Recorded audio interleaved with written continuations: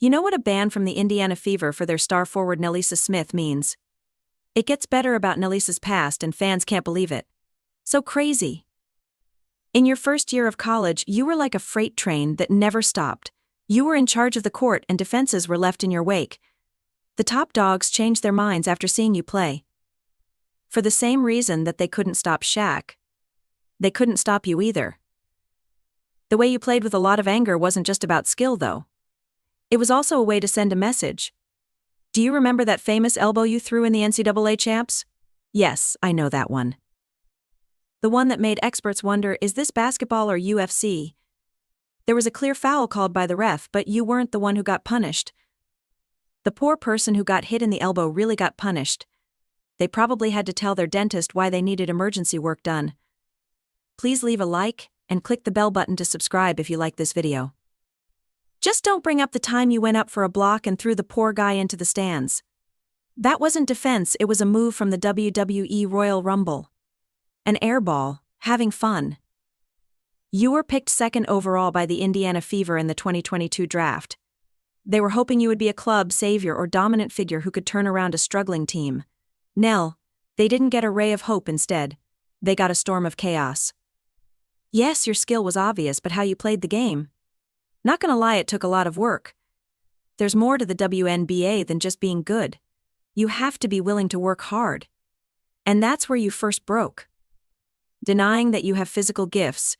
You're like a freight train tearing through a busy street, you can't be stopped, but you're also completely careless. What's wrong is that basketball is an art form, not a demolition race. You like to run right through barriers, while other players try to sneak around them. Don't get me wrong, raw strength is useful sometimes, but you've taken it to a whole new level. You don't just swipe like you're cutting down trees to question shots. If someone is in your way, you push them out of the way like they're furniture. And that frown you have when you play? It's more I just woke up and then game face. But now it looks a lot more like violence that can't be stopped. Nalyssa, this is no longer Baylor. Don't think that beating everyone on the court will always work. You could win in college just by being strong. In the WNBA, though, your rough style has made you an easy target. Do you remember that game with the New York Liberty during your first season?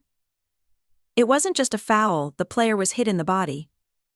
The Liberty's point guard flew off the court like she was trying out for a Marvel movie, and you didn't even move. Even though the refs called it a foul, it was really just a tack.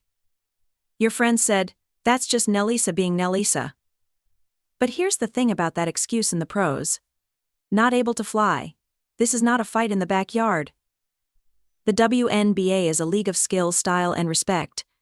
But you, Nalyssa, looked at it like a battlefield and left a line of hurt players and broken plays in your wake. It's not, though. How you carry yourself is what makes people look twice, not what you do on the floor. Nalyssa, you were given this great chance to improve your game and your team's performance, but you've instead used it to show how angry you are. For example, the famous fight with a player during the game in China began as a normal scramble for the loose ball but quickly turned into a hitting match that could have turned into a full-on fight. That's what it was. You didn't shove her to make a point, you shoved her because that's how you work. You don't change when things don't go your way, you strike out. You're not being tough, Nalyssa. That's not smart. You crossed that line between playing hard and playing dirty a long time ago. Let's talk about how you've changed the league now. The other players don't just get ready for your skill, they also get ready to hit you. Coaches plan their games around your toughness not because it's impossible to beat, but because they don't know what will happen.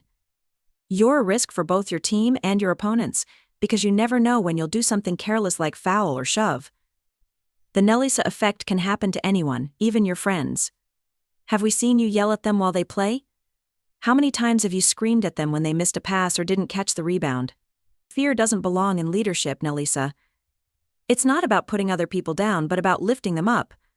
But you think that being rude and loud is the same as being in charge. It's not, as you already know. Then there's the bad talk. You have a lot on, Nalyssa. You are the only one who doesn't use hate speech to get inside their opponent's head. You make use of it. Like a big hammer. It's not smart, that's not a plan.